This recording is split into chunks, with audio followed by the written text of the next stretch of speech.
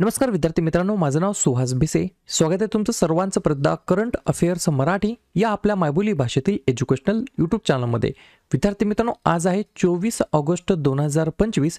आजच्या दिवसाचे जेवढेही चालू घडामोडीचे महत्त्वाचे टॉप प्रश्न बनत असतील ते सर्व प्रश्न आपण या व्हिडिओच्या माध्यमातून पाहणार आहोत. तरी सर्वप्रथम आपण जर नवीन असाल, पहिल्यांदा या चॅनलवरील व्हिडिओ पाहत असाल तर चॅनलला या ठिकाणी अवश्य सबस्क्राईब सुद्धा करून घेऊ शकता. ठीक आहे, चला तर मग आपण आजच्या व्हिडिओला सुरुवात करूया. त्या अगोदर कालच्या व्हिडिओमध्ये जो काही शेवटचा प्रश्न विचारला होता त्या प्रश्नाचं उत्तर जाणून घेऊया. काय होता प्रश्न? कोणत्या देशाने एप्रिल 2025 मध्ये 2035 पर्यंत चंद्रावर अणुऊर्जा प्रकल्प बांधण्याची योजना जाहीर केलेली आहे? तर बऱ्याच विद्यार्थी मित्रांनी अगदी योग्य उत्तर टाईप करून सांगितलं आहे. पर्याय क्रमांक बी, चीन हे या प्रश्नाचं योग्य उत्तर असणार आहे. तर चीन या देशाने या ठिकाणी अशा प्रकारची घोषणा केली आहे. सोबत या ठिकाणी रशिया सुद्धा याच्यामध्ये पार्टनरशिप म्हणून या ठिकाणी कंट्री म्हणून भागीदार असणार आहे. या प्रकल्पाचं ध्येय काय असणार आहे? तर 2035 पर्यंत चंद्रावर अणुऊर्जा प्रकल्प बांधणे हा याच्या मागचा मेन पर्पज असणार आहे. आणि अजून एक पॉइंट लिहून घ्या, प्रस्तावित आंतरराष्ट्रीय चंद्र संशोधन केंद्रासाठी विश्वसनीय वीज पुरवणे हा देखील याच्या मागचा मेन उद्देश असणार आहे. क्लिअर? आता पाहूया विद्यार्थी मित्रांनो, प्रश्न क्रमांक पहिला. टोटल संपूर्ण व्हिडिओमध्ये 12 प्रश्न असतील. सुरुवातीपासून शेवटपर्यंत व्हिडिओ काळजीपूर्वक प्रामाणिकपणे पाहण्याचा प्रयत्न करा. एक एक प्रश्न महत्त्वाचा आहे, तुम्ही कोणत्याही परीक्षेची तयारी करा.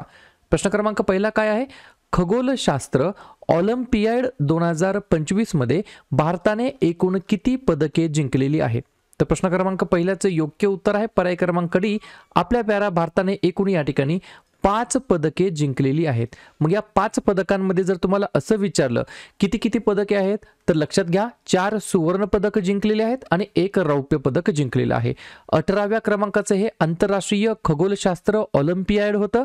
या ठिकाणी 64 देशातील 320 तरुण शास्त्रज्ञांमध्ये या ठिकाणी याच्यामध्ये सहभागी झालेले होते.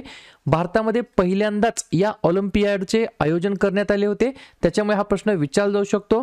आणि आयोजनकर्त्या जी काही संस्था होती ती कोणती होती?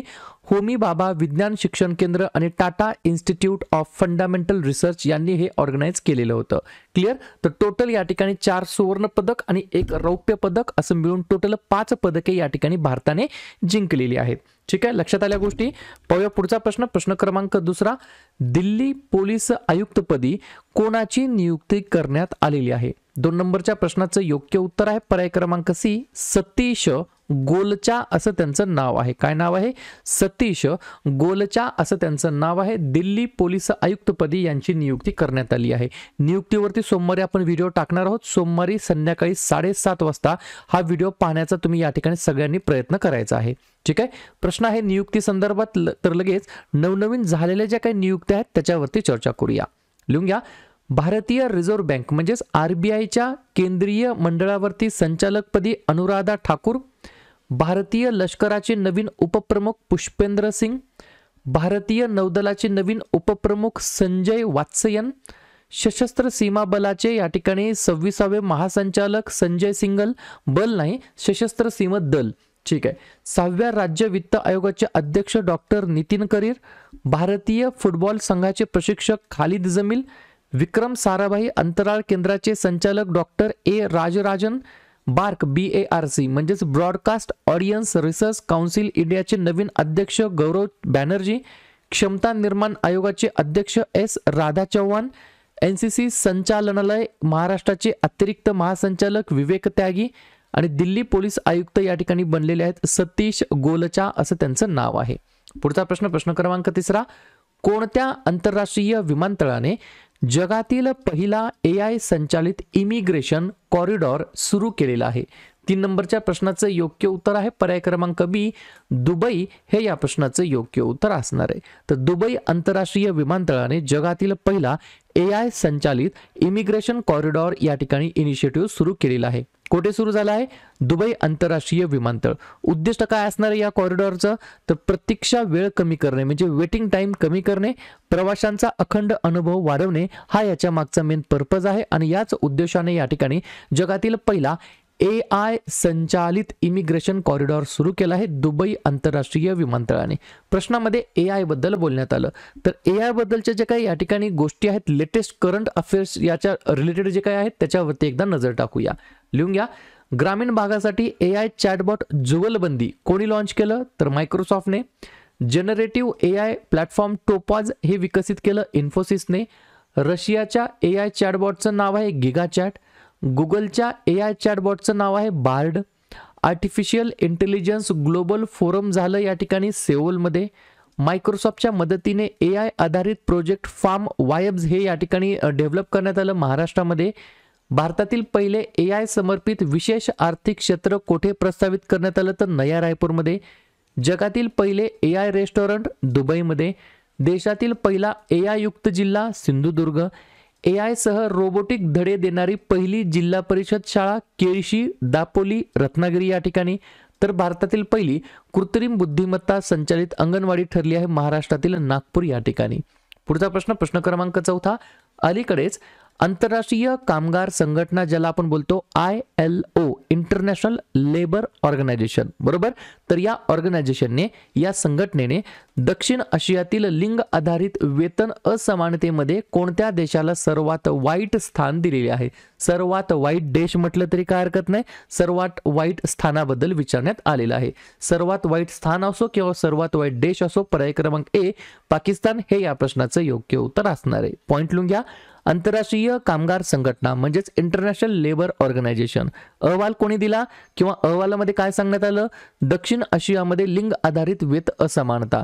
यामधील निष्कर्षामध्ये काय दिसून आलं? तर लिंग वेतन तफावतीच्या बाबतीमध्ये पाकिस्तान दक्षिण आशियातील सर्वात वाईट क्रमांकावरती असलेला देश आहे. याच्या मागचं कारण समान कामासाठी महिला पुरुषांमध्ये खूपच कमी या ठिकाणी जे काही तफावत आहे ती या ठिकाणी नोंदवण्यात आलेली आहे. ठीक आहे. पाहूया पुढचा प्रश्न, प्रश्न क्रमांक 5. ओपन AIची पहिलं ऑफिस कोणत्या शहरामध्ये सुरू होणार आहे? 5व्या नंबरच्या प्रश्नाचं योग्य उत्तर आहे पर्याय क्रमांक D दिल्ली या ठिकाणी. विद्यार्थी मित्रांनो, ओपन AIचे पहिले ऑफिस या शहरामध्ये सुरू होणार आहे. मग लागलीच त्याला चिटकून प्रश्न लिहून घ्या. ओपन AIचे वर्तमानमधील CEO कोण आहेत? तर सॅम ऑल्टमन असं त्यांचं नाव आहे. आणि सोबत अजून एक गोष्ट लक्षात ठेवायची आहे, टेस्लाचं जे काही पहिलं ऑफिस आहे ते BKC मुंबई या ठिकाणी उघडण्यात आलेलं आहे. या गोष्टी कन्फ्युजन करणार आहेत, त्याच्यामुळे व्यवस्थितपणे लिहून घ्यायची गरज आहे. ठीक आहे. प्रश्न आहे पहिल्या घटनेबद्दल. तर बाकीच्या जे काही प्रथम घटना घडलेल्या आहेत त्याच्यावरती देखील एकदा चर्चा करूया. लिहून घ्या. बाल कायद्याअंतर्गत न्यायालयीन पॅनलमध्ये सांकेतिक भाषा तज्ज्ञांचा समावेश करणारे पहिलं राज्य पंजाब. फिफाने महिलांसाठी भारतातील पहिली प्रतिभा अकादमी विकसित केली हैदराबादमध्ये. भारतातील पहिली स्वदेशी मध्यम मशीन गन कोणाद्वारे विकसित करण्यात आली? तर लोकेश मशीन्स लिमिटेडद्वारे.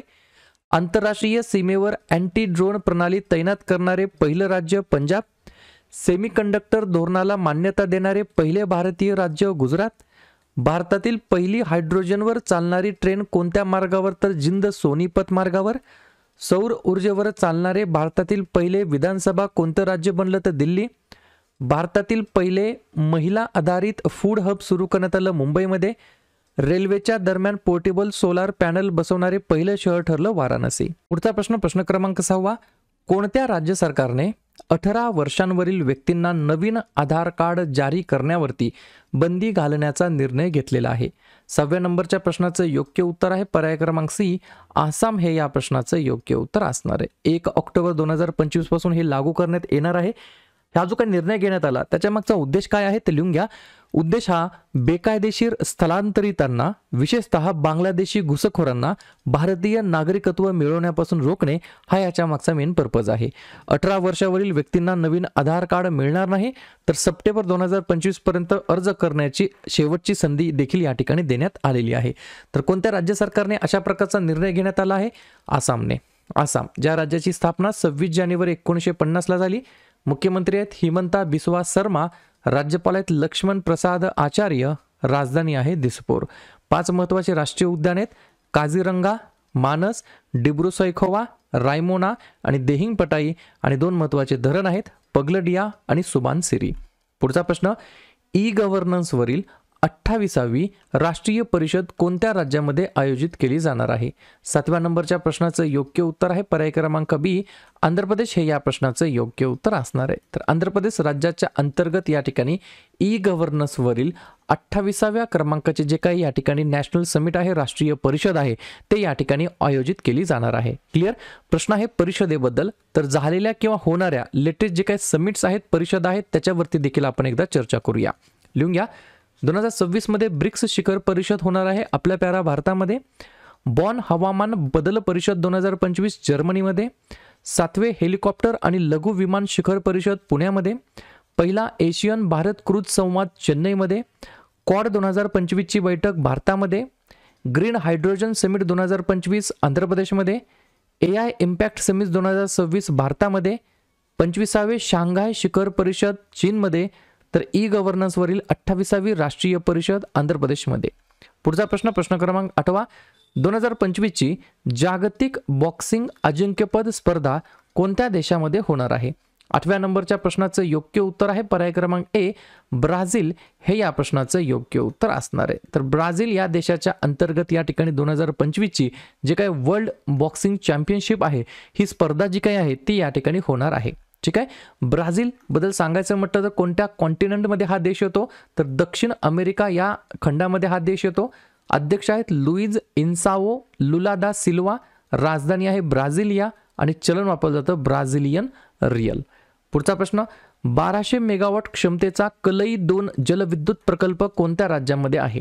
9व्या प्रश्नाचं योग्य उत्तर आहे पर्याय क्रमांक डी अरुणाचल प्रदेश हे या प्रश्नाचं योग्य उत्तर असणार आहे. तर अरुणाचल प्रदेश या राज्याच्या अंतर्गत 1200 मेगावॉट क्षमतेचा कलई 2 हा जलविद्युत प्रकल्प या ठिकाणी स्थित आहे. स्थान काय? पर्टिक्युलरली अरुणाचल प्रदेशातील अंजाव जिल्ह्यामध्ये हा प्रकल्प प्रस्तावित आहे. नदी विचारली तर लोहित नदीवर ब्रह्मपुत्रा नदीची ही उपनदी आहे. या प्रकल्पाची योजना आखण्यात आलेली आहे आणि कोणाच्या मार्फत हे डेव्हलप होणार आहे? तर TSDC इंडिया लिमिटेड द्वारे हा प्रकल्प विकसित केला जात आहे. कोठे? तर अरुणाचल प्रदेश या राज्याच्या अंतर्गत. अरुणाचल प्रदेश. स्थापना 20 फेब्रुवारी 1987. मुख्यमंत्री प्रेमा खांडू. राज्यपाल कैवल्य त्रिविक्रम पारनाईक. तर राजधानी इटानगर. 2 महत्त्वाचे धरण रंगनाडी आणि सुबानसिरी. तर 4 महत्त्वाचे नृत्य प्रकार बुइआ, चलो, वांचो, पोनुंग. तर 2 महत्त्वाचे राष्ट्रीय उद्यान आहेत मौलिंग आणि नामदाफा. पुढचा प्रश्न क्रमांक 10. SBIने स्टेट बँक ऑफ इंडियाने अग्निवीरांना कोणत्याही हमीशिवाय किती कर्ज देण्याची घोषणा केलेली आहे? तर पर्याय क्रमांक सी तब्बल 4 लाख रुपयापर्यंत या ठिकाणी जे काय कर्जाची सुविधा या ठिकाणी विशेष म्हणजे कोणत्याही हमीशिवाय ही कर्ज योजना या ठिकाणी देण्याची घोषणा केलेली आहे. चांगली गोष्ट आहे आपल्या अग्निवीरांसाठी. पुढचा प्रश्न जगाला प्लास्टिक प्रदूषणापासून वाचवण्यासाठी प्लास्टिक प्रदूषण करारावर सहमती दर्शवण्यासाठी खालीलपैकी कोणत्या ठिकाणी INC 5.2 ची बैठक झालेली आहे? तर पर्याय क्रमांक बी जेनेवा या ठिकाणी ही बैठक झालेली आहे. याच्यामध्ये फोकस काय कशावरती करण्यात आला? तर प्लास्टिक प्रदूषणावर आंतरराष्ट्रीय स्तरावर कायदेशीर बंधनकारक साधन विकसित करणे याच्यावरती या ठिकाणी फोकस करण्यात आला आहे. शेवटचा प्रश्न 1 फ्री झोन पासपोर्ट उपक्रम कोणत्या शहराने सुरू केलेला आहे? 12व्या नंबरच्या प्रश्नाचं योग्य उत्तर आहे पर्याय क्रमांक ए दुबई हे या प्रश्नाचं योग्य उत्तर असणार आहे. तर 1 फ्री झोन पासपोर्ट उपक्रम या ठिकाणी या शहराने सुरू केलेला आहे. पॉइंट लिहून घ्या. या उपक्रमामुळे कंपन्यांना एकाच फ्री झोन परवान्यासह दुबईतील सर्व फ्री झोनमध्ये व्यवसाय करण्याची आणि विस्तार करण्याची सुविधा मिळते, ज्यामुळे कंपन्यांना अतिरिक्त परवान्याशिवाय इतर झोनमध्ये काम करता येतं. या उद्देशाने या ठिकाणी 1 फ्री झोन पासपोर्ट उपक्रम सुरू केलेला आहे. क्लिअर? तर अशा प्रकारे विद्यार्थी मित्रांनो हे होतात 12 प्रश्न. उपक्रम कंटेंट हा जो काही प्रयत्न आपण सुरू केलाय मराठी भाषेमध्ये कसा वाटतो अवश्य कमेंट करत चला. आणि तुमच्यासाठीचा आजचा खास प्रश्न मिस युनिव्हर्स इंडिया 2025 चा जो काही किताब आहे तो कोणी जिंकलेला आहे? उर्वशी राऊतेला, तान्या शर्मा, मनीषका विश्वकर्मा की अनुष्का सिंग? तर ज्या पण विद्यार्थ्यांनी या प्रश्नाचं योग्य उत्तर येत असेल त्या प्रश्नाचं उत्तर तुम्ही कमेंट बॉक्समध्ये देण्याचा प्रयत्न करा. प्रश्नाचं उत्तर चुकू द्या, बरोबर येऊ द्या, काहीच हरकत नाही. ट्राय करणं, प्रयत्न करणं सर्वात जास्त महत्त्वाचं आहे. आणि दुसऱ्या दिवशी येऊन आपण दिलेल्या प्रश्नाचं उत्तर हे बरोबर आले की चुकलं हे दुसऱ्या दिवशी येऊन नेहमी चेक करणं, अभ्यासामध्ये कन्सिस्टन्सी मेंटेन ठेवणं हे सगळ्यात जास्त महत्त्वाचं ठरणार आहे.